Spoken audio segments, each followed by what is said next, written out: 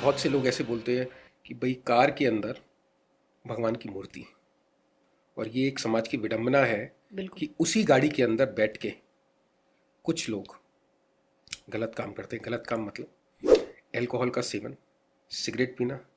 आप एक कार के अंदर जिसमें भगवान की मूर्ति रखी है, जिस भगवान को आप मानते हैं, उस कार के अंदर आप बैठ के उस भगवान के सामने आप ये सब काम कर रहे हैं। ऐसे लोग जी। उस मूर्ति को सेवा के साथ, जैसे हम गणेश जी का विसर्जन करते हैं ना, जी।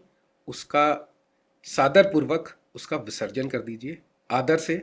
और अगर आपको शराब, सिगरेट गाड़ी में पीनी है तो भगवान की मूर्ति कृपया करके अपनी गाड़ी में ना लगाएं। देखिए, हमारी सोच पे डिपेंड करता है। हमारा जो माइंड है वो हमारा एक डिजास्टर भी करता है और एक मास्टर प्ले भी करता है। कार में अगर आप मूर्ति रख रहे हैं तो उसके दो लॉजिक को समझना पड़ेगा कि आप उसको प्रोटेक्शन की शील्ड में रख रहे हैं या आप किसी फेथ से रख रहे हैं, है ना। तो फेथ आता रहता है तो आपका, आपकी फैमिली का, आपके नियर डियर का, सबका उसमें फेथ आ जाता है। लेकिन जो ड्राइविंग सीट पे बैठा है वो सोचेगा मेरी तो प्रोटेक्शन हो रही है, मैंने हनुमान जी की फोटो लगा रखी है।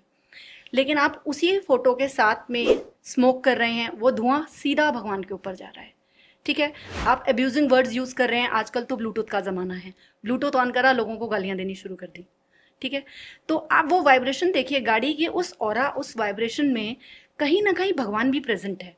तो आप वो सारी एनर्जी उनको भी कन्वे कर रहे हैं, क्योंकि जो हम वर्ड्स बोलते हैं वो हमारे ऑरा, यूनिवर्स और डिवाइन में कनेक्ट होता है। गाड़ी में अगर जो लोग रखना चाहते हैं पूजा की चीज़ें, तो उनको थोड़ा सा अपने पे कंट्रोल रखना पड़ेगा। कुछ ऐसी एक्टिविटी ना करें जिससे वो प्रोटेक्शन के बदले बैड इफेक्ट्स दें, क्योंकि वो प्रोटेक्शन नहीं दे रहे हैं। जो आप बो रहे हैं, जो सीड्स आप डाल रहे हैं, किसी ना किसी फॉर्म में वो आपको रिप्लेस करने पड़ेंगे। तो देखिए, मेरा खुद बाउंस का बैक इफेक्ट हम कह सकते बिल्कुल हैं। बिल्कुल होगा, बिल्कुल ठीक कह रहे हैं, कि बाउंस जैसा बैक इफेक्ट जैसा आएगा। जैसा आप करेंगे बिल्कुल। अल्टीमेटली होगा तो तो वैसे ही। अगर आपने भगवान की फोटो लगाई है तो थोड़ा सा खुद पे कंट्रोल रखना पड़ेगा। वो चीज़ें आपको पर्टिकुलर नहीं करनी जो चीज़ें एक भगवान के सामने नहीं करनी चाहिए। क्योंकि देखिए, परमात्मा सब कुछ देख रहा है और सब जगह से देख रहा है, लेकिन फिर भी उसकी एक स्थान, उसका एक स्पेस हमने बना रखा है। अगर हम उसको वहाँ स्थापित कर देते हैं तो वो एनर्जी वन हो जाती है। वो प्लेस में एक एनर्जी रहती है। डैशबोर्ड पे भी अगर आप देखेंगे तो आपकी हमेशा कॉन्शियस, सबकॉन्शियस एनर्जी उससे कनेक्ट रहेगी।